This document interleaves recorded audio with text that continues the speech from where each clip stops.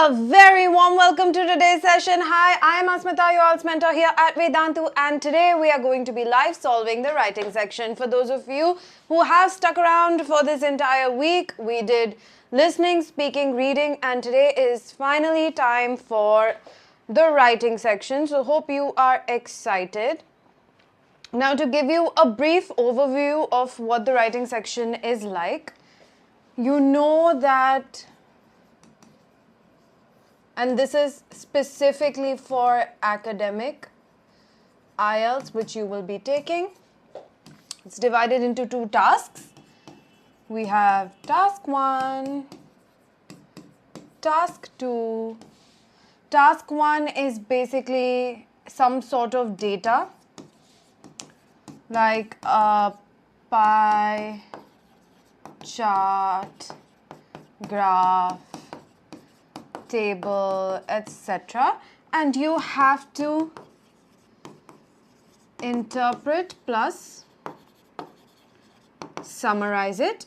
Task 2 is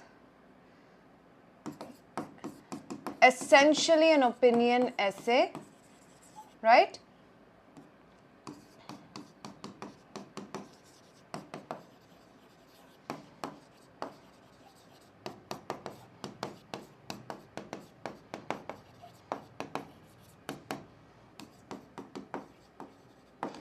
This is what you need to provide for task 2 of the IELTS academic test, right? Great. We sometimes have people from Bangladesh watching. Today we have someone from Nepal. That's amazing. All right. So,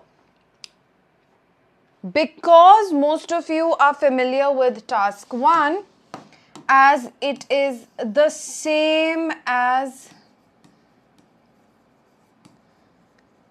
analytical paragraph. So most of you are familiar with this. You have done this a lot, okay? That's why today our focus is going to be task 2. This is harder. It is longer. Task 1, you have to write 150 words. Task 2, you have to write 250 words. This is the minimum limit. So ideally, your essay needs to be more than this. Right? Ideal about 320 words. Okay? Here, ideally, it should be around 200 words. Okay? Suraj, so the class happens at 2 p.m. every day from Tuesday to Friday. And Monday and Saturday, you have a premiere video where I bring out a weekly topic of importance and you can watch those videos. Alright, we also have a lot of recorded content that you can take a look at if you wish to prepare for the IELTS or study abroad. There are some specific videos for the IELTS and then there are some general videos giving you information about different universities around the world. Okay? Alright, so I hope you're all clear with the intention. Opinion, arguments, justification, evidence, right? So opinion means there will be like a statement that gives a general worldview about something. Yes, the recording of this video will be available once the live session is over. It will always stay on this channel. So make sure you're subscribing to it and you will get access to all of this quite easily. Okay. So that will be your statement. Arguments. There will be more than one argument for the given statement, right? So you have to present both of those arguments. We can call them viewpoint 1 and viewpoint 2. Then you have to pick your viewpoint and justify it. For example, if you're favoring viewpoint 1, then you need to give reasons why you are favoring viewpoint 1. And then you have to provide evidence for your justification. All right? Simple. And this follows the basic intro, body, conclusion format. And in the body, you can have viewpoint 1, viewpoint 2 in separate paragraphs. Generally, this is the structure of each opinion essay. Now, before we get into today's task 2, I want to tell those of you who have just joined in that there is free students admission counseling available here. Vedantu is giving free student admissions counseling for any of you who wants to go and study abroad. So make sure you are filling out this form along with your parents, because it will ask for information that you might not know. Your parents will have a better idea of about it. For example, budget. You wouldn't know how much your parents can spend or what their spending capacity is to send you abroad. So make sure you're filling out this form in their presence with their consent, and you will get a call back from an expert counselor very soon. Okay? Now here is the task 2 question that we are going to be solving today step by step. It says, some say that the most important thing about being rich is that one has the opportunity to help others. To what extent do you agree or disagree? Now the first and foremost thing is that any question will be made up of 2 parts. Okay, one will be your question statement, which is the opinion that's being presented. What is the opinion that's being presented here? It has to do with being rich and helping others, philanthropy essentially. Okay, so some people think that if you are rich, it becomes a duty of yours to help others. Now the second part of the question will be the STEM, the actionable, I like to call it, which will tell you exactly what you need to do. In this case, it is asking you to what extent do you agree or disagree, right? So if you think about this like a scale, okay, this is one, if it's a scale, should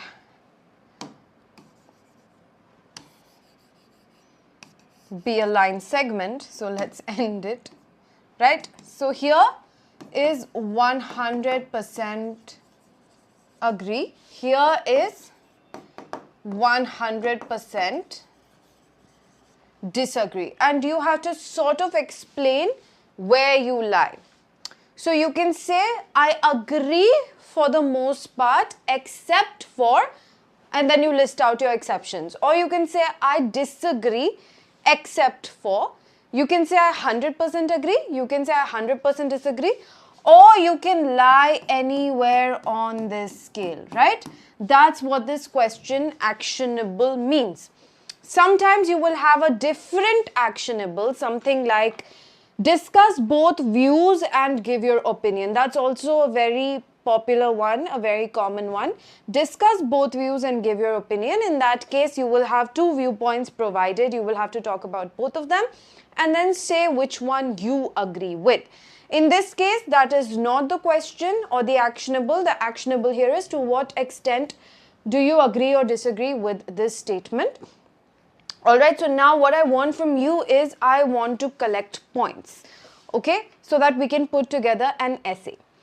We're going to write it together. Good afternoon, Kundan. Okay, so the question is, some say that the most important thing about being rich is that one has the opportunity to help others.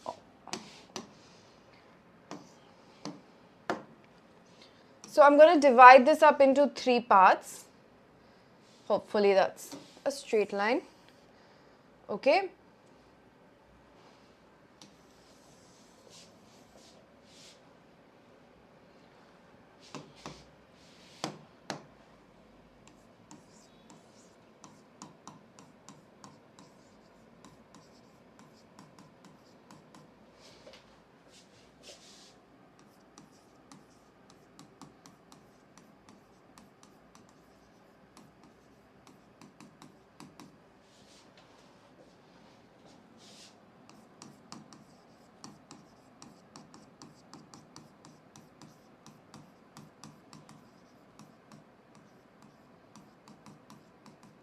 Okay, so 100% agree, 100% disagree, agree plus disagree. Okay, so here you need to give me pointers for 100% agree if you do agree.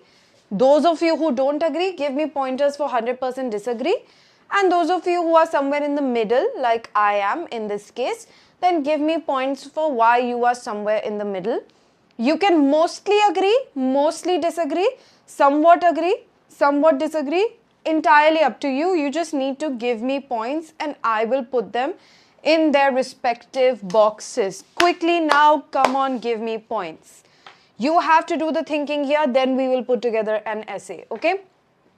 going with the majority view of the students today. If majority of you agree, then we will write an essay in agreement. If majority of you disagree, we will write an essay in disagreement. If majority of you are somewhere in the middle, then we'll write an essay somewhere in the middle. Tanmay, you have given your stance. Now I want justifications. That's the most important point. How will you justify your stance? So give me points about why you agree, and I will write them down here. Okay? Everybody, not just Tanmay. Okay, Suraj, tell me why. Tell me why.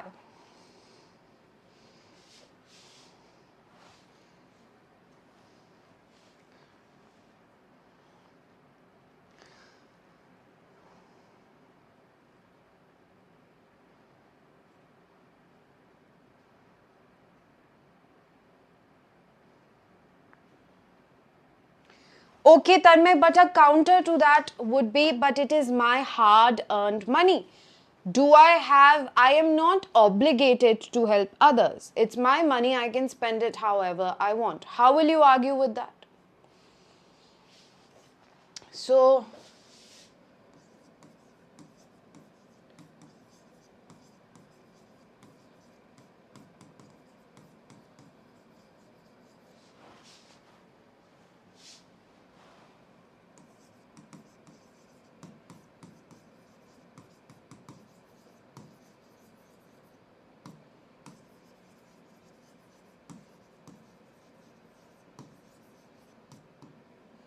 if I were to give an argument here, charity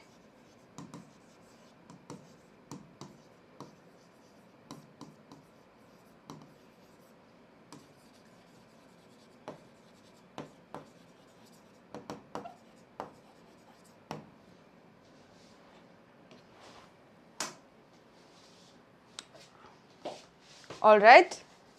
So, in a capitalistic world,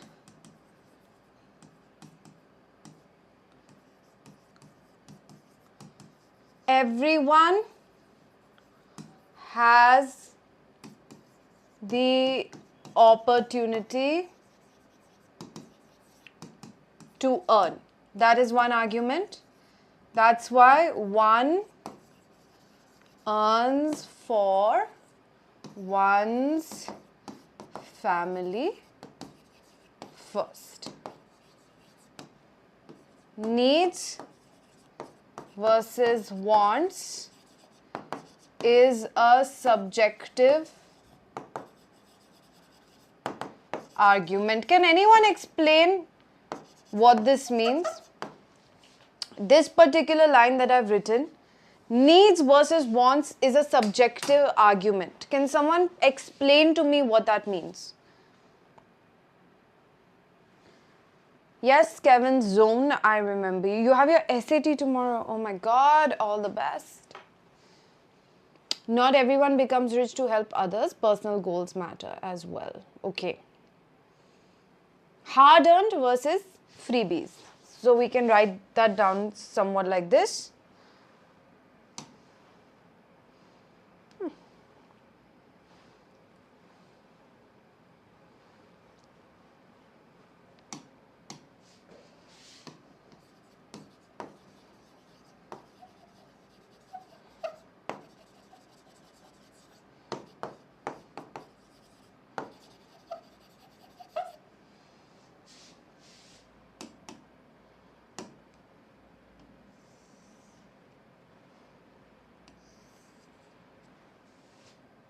Any arguments that take the middle path? Any arguments for the middle path? And also tell me, what does it mean? Needs versus wants is a subjective argument.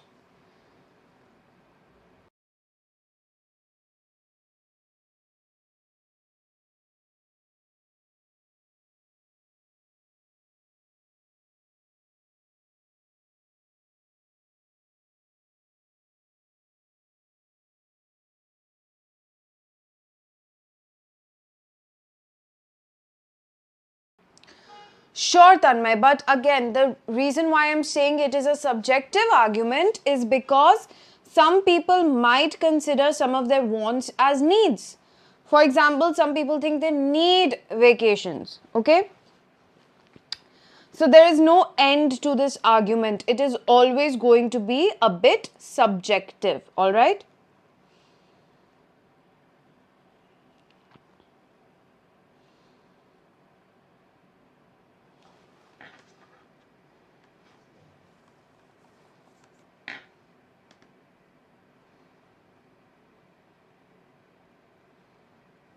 Very good, Tanmay. All right, great job. Great job, perfect.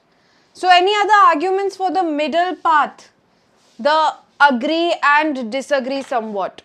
Yes, basic things versus desires.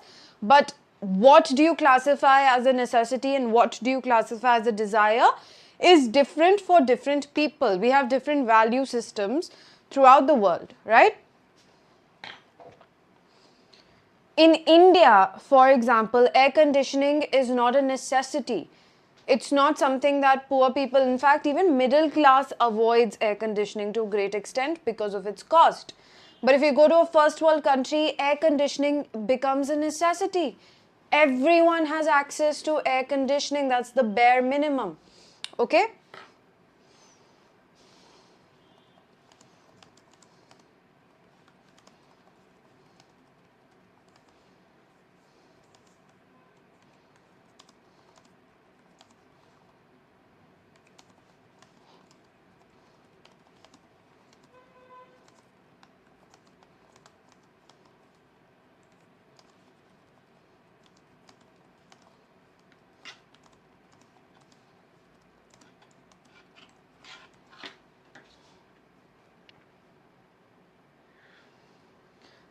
Sion, we are trying to write an essay. This is the prompt. Read the prompt and I want arguments for agree, disagree and somewhere in the middle. Okay?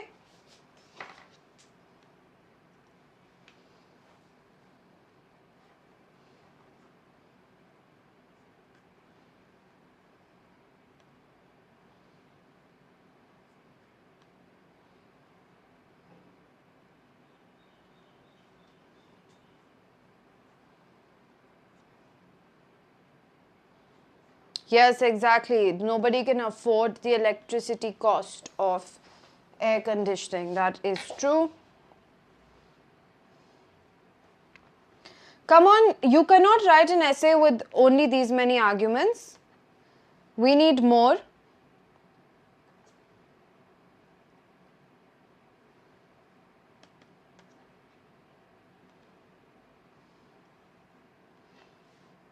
This is not nearly enough.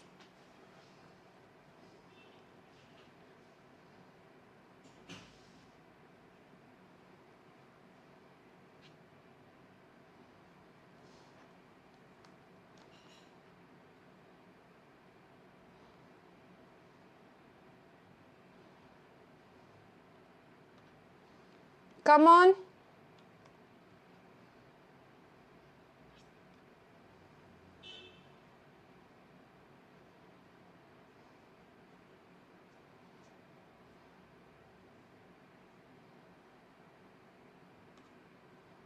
Where did the chat go?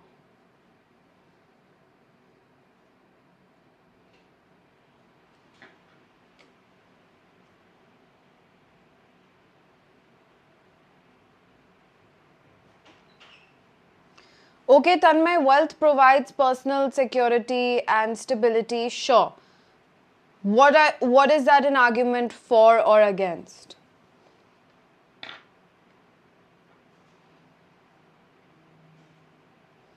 Okay, very good. That's a great point.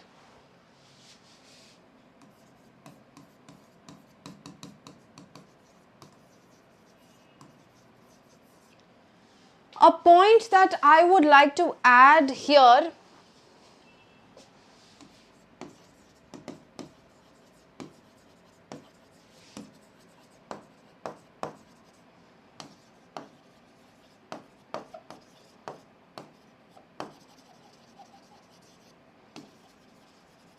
what does this mean? There's a discrepancy between hard work and the amount of money earned. For example, I start a business right? I have a startup. I have an idea that I want to create a website that provides certain services. Obviously, I don't have the skill set to do everything, so I hire multiple people. Now, the bulk of the work is done by those multiple people, but simply because I am the founder of the company, I take majority of the money. I pocket majority of the money.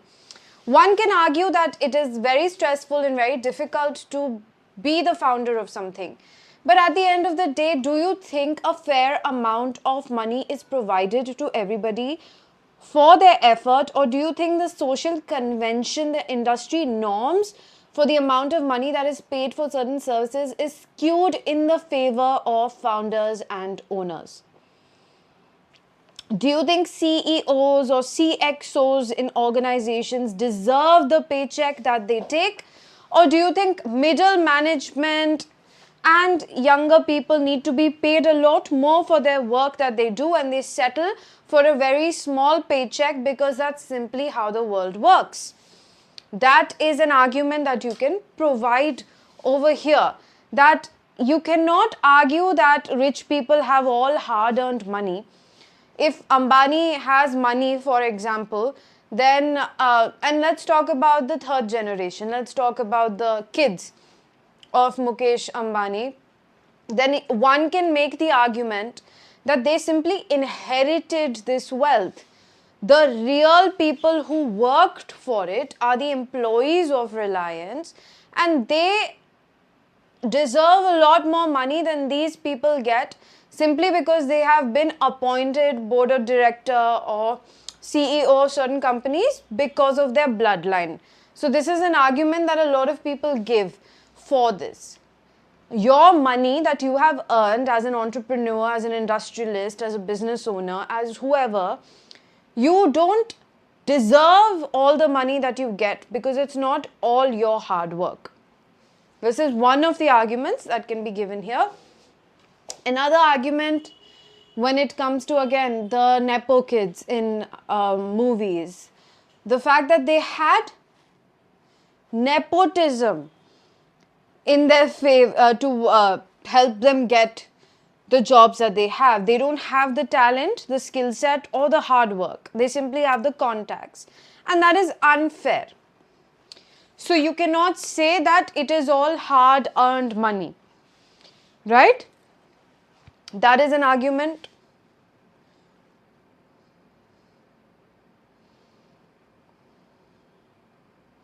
So we can say billionaires don't simply become billionaires because of their work or their effort. A lot of people are involved in the process, but because of industry norms, it so happens that they are not paid as much as their work deserves to be paid, right?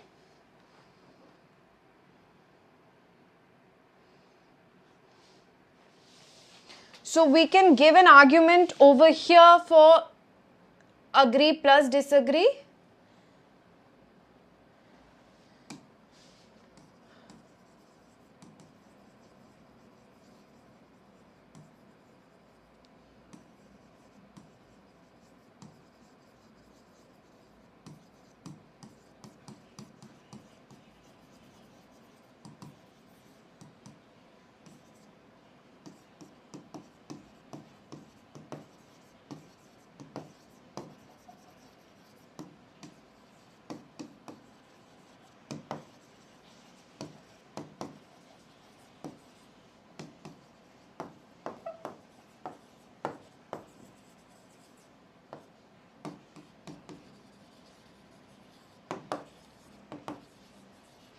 This kind of argument is also provided for things like reservation and affirmative action, right?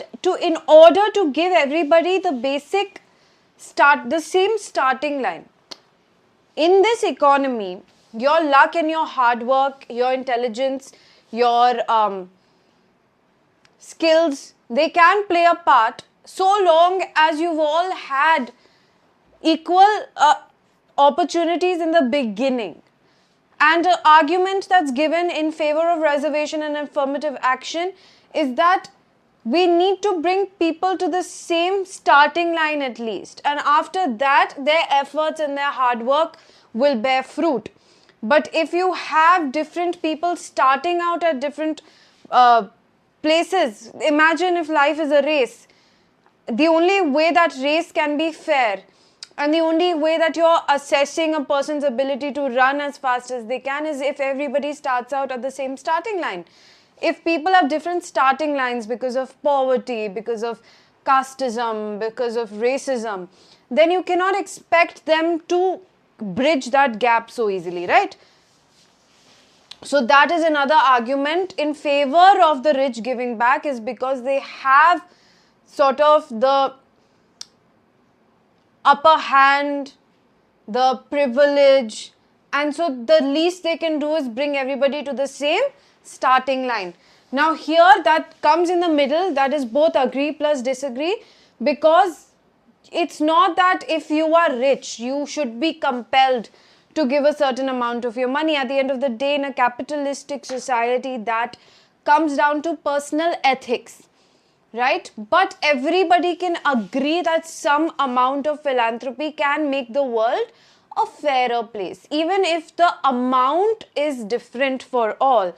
Some can argue that, hey, it's my money, I will spend it however I want. The reason you were able to make all of that money is because the capitalistic economy favored you.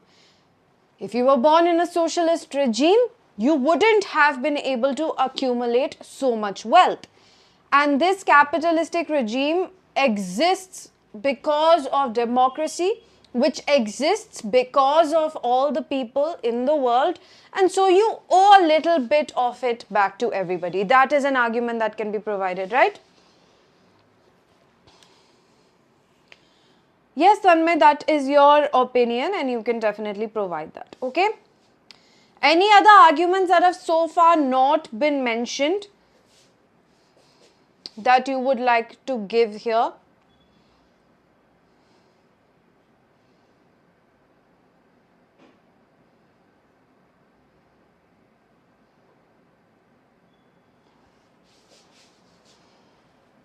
So what I will write to sum up exactly what I explained right now, I will write to force people to donate is authoritarian. Instead, the ethics and values should be instilled. We can never force somebody, although religion does force people to donate, right? And people do it out of fear. I think fear is the biggest motivator in our world, right? But if you cannot convince a person to do something, then they are not going to do it wholeheartedly, and forcing somebody to do anything becomes authoritarian, which I am personally against. Everybody has some amount or some degree of free will, in my opinion. And so, instead of forcing people to donate and saying they have to do this, you should just instill these ethics and values and make it a part of our social conscience, right? Okay. Any other points that we perhaps missed out, and then we will get to writing the essay. Okay.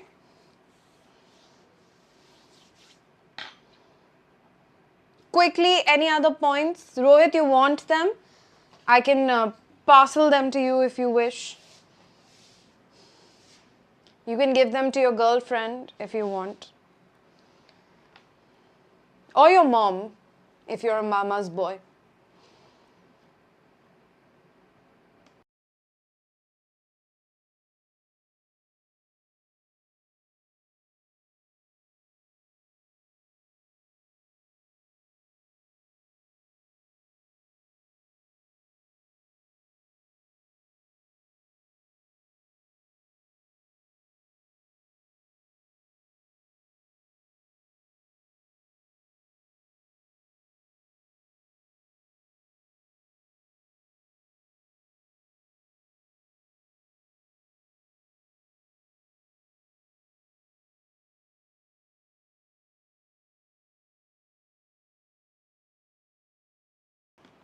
Okay, so quickly vote.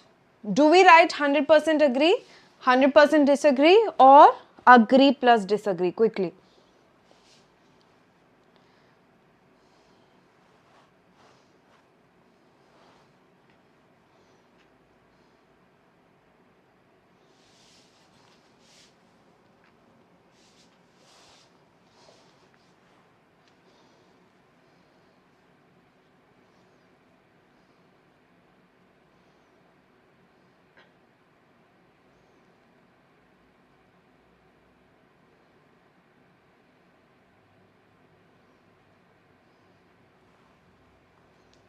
Okay, agreed plus disagree. Okay. Then give me an introduction. Give me an introduction. How can we start the essay? Quickly.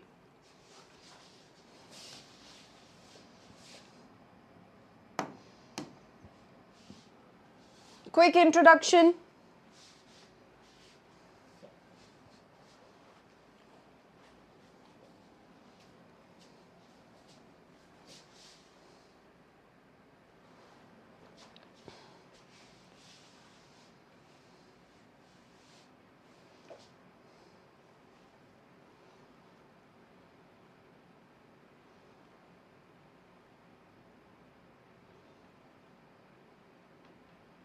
We are going to write the beginning of each.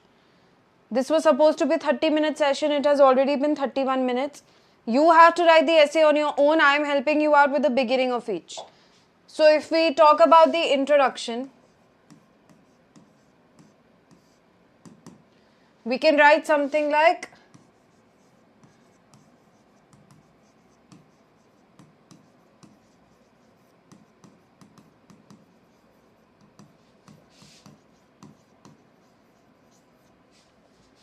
we live in a capitalist world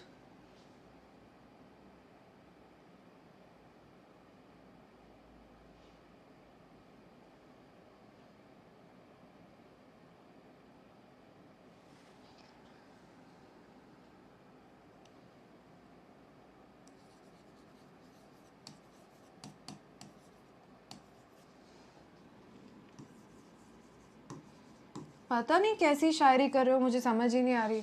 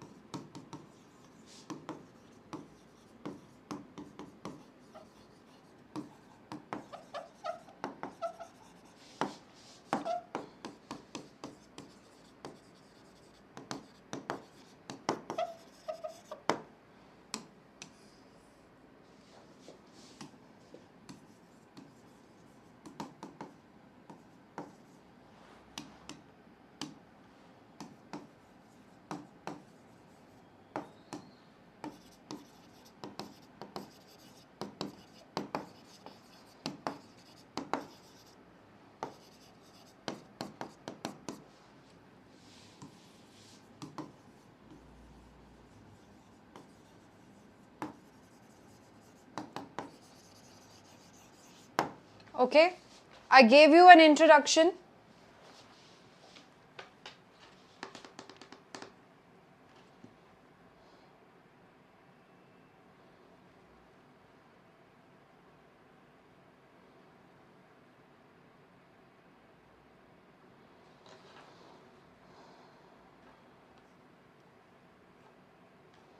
Yes, one day I'll do a special class for SAT type. Okay, now after this, what is your job? I gave you a general introduction. What is your job? No, I need to make a box. What is your job? What did I do? Okay.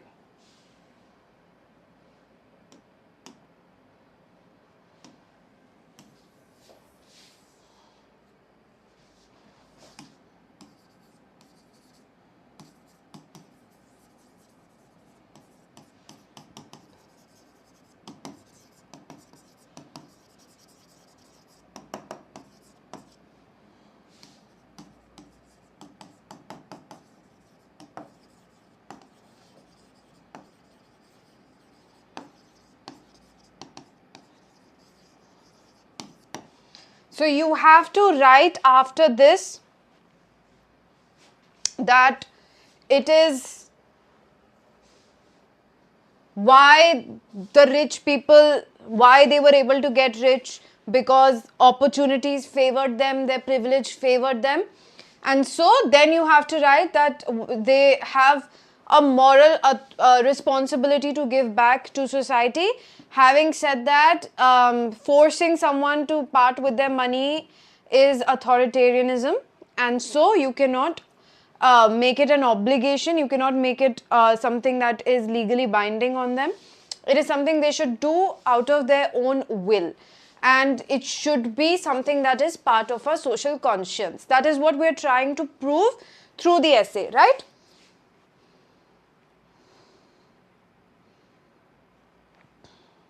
एक भी शेर, या तो पूरी गजल लिखो तो मजा भी आए. एक एक शेर अजीब सा लिखी जा रहे हो सरफुद्दीन. एक गजल ही कह दो, हम सब पढ़ लेंगे, सबको मजा आएगा थोड़ा सा. ठीक है. Next, body paragraph 1.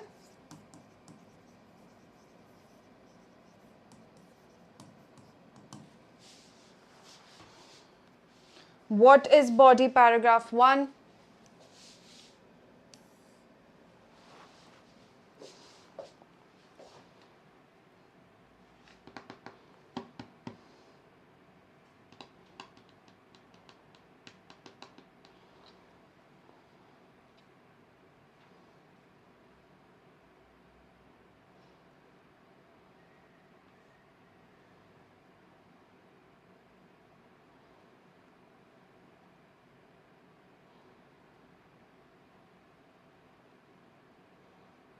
Come on, quickly. Taking too long. Word limitation. Oh, that's why.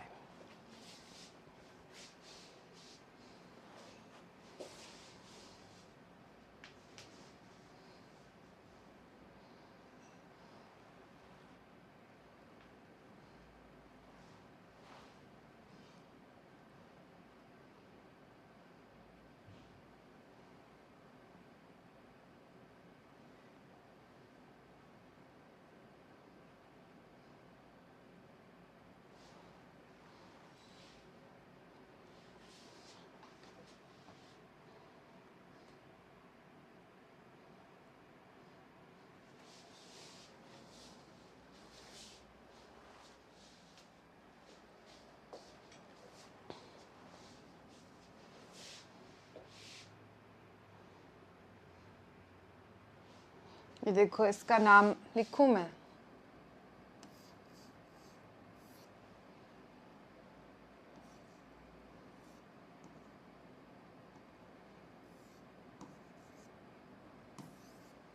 सही लिखा है मैंने?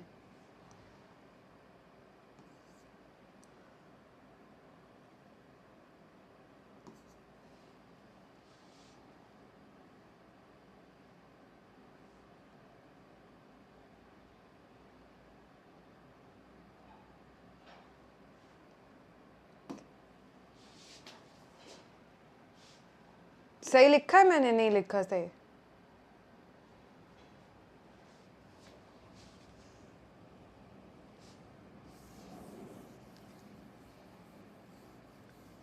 हो सकता है गलत लिखा हो सकता है. ऐसे हो.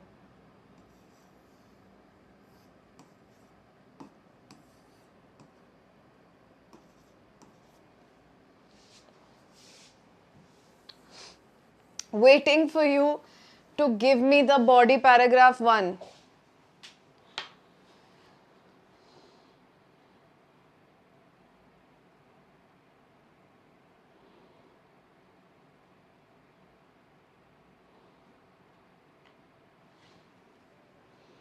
Okay, for many, needs are not just food. But Tanmay, is that how you will start?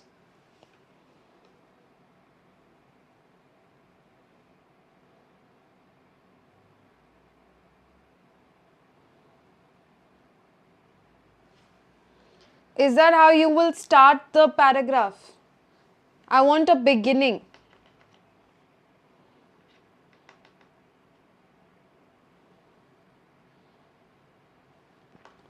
बताओ, उर्दू में बात करते हुए नजम बोल रहे हो. नज्म नज्म होता है.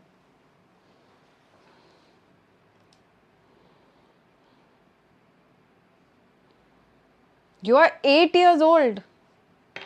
हैं?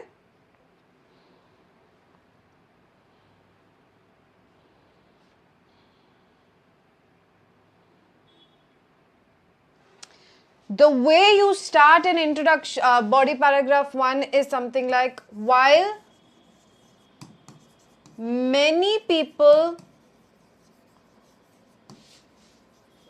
hold the sentiment that it is the duty of the rich to give back to society,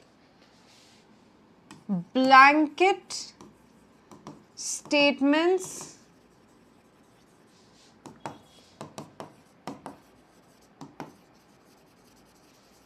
cannot be made. Such issues need a nuanced and delicate perspective, right? Then you can explain. All right?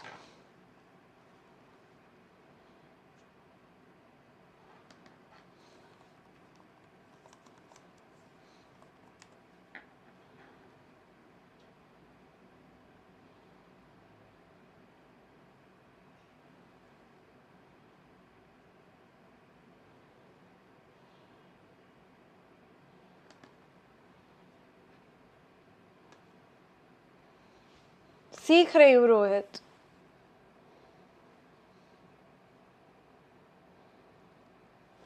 How will you introduce this point? What will you say?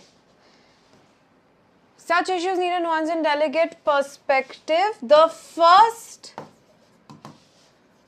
thing that needs to be analyzed is what society views as basic necessities. All right? Then you can explain.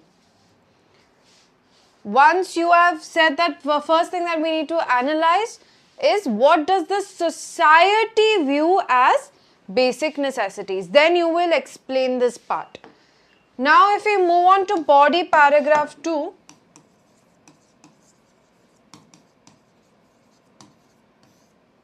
here you can say something like, I believe that instead of forcing people or incentivizing people,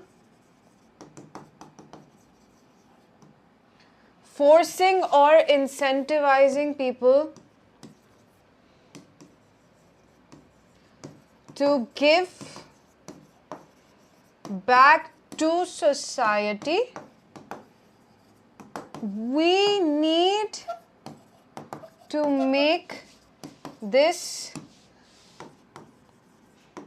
sentiment a part of our collective social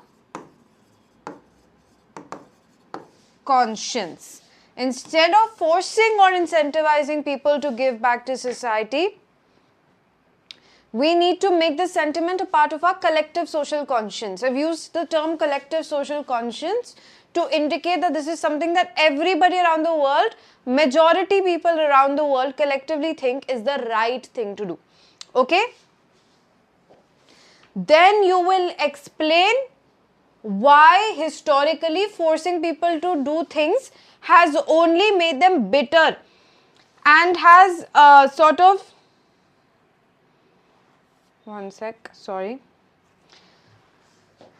soured them against doing something, right?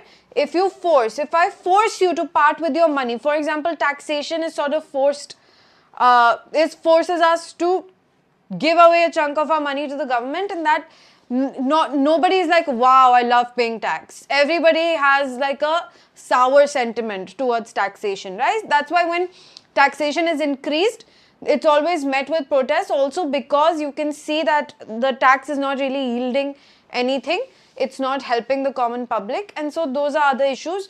Point is, you can quote that historically forcing people to do something has not really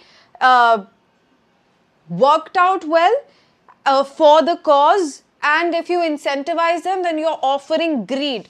Whereas the emotion that we're trying to build is that of charity, not greed. It's about giving, not taking.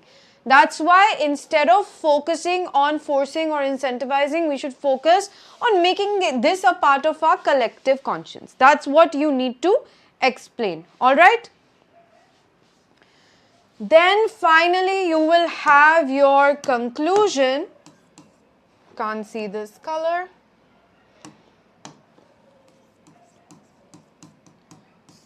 So, to conclude, while I think that is important for rich people to give back, the methods that are generally employed by governments are something that I am not in agreement with. Da-di-da-di-da. Alright? So you will write the concluding statement here. Can I expect a full essay in the comments? Tell me. I am waiting for everyone else to also give answers. So far I've seen only Tanmay. There was another, Muhammad Umar, Tanmay. Only these two people have given me answers for yesterday's questions. That's why I did not include them in today's class. I am waiting. I need more people to participate in the homework activity. So can I expect a full essay here in the comments by next week? Can I expect a full essay by the beginning of next week? I am not giving you 1 day, I'm not giving you 2 days, I'm giving you 4 days. Saturday, Sunday, Monday, Tuesday. In fact, if you count today and half of Tuesday, then it becomes 4 days. 4 days to write complete essay, right? When is it due? By Tuesday, before the live at 2 p.m. Can I expect to see at least 5 full essays in 4 days? That's okay, no issues, right? Best essay that is not AI generated.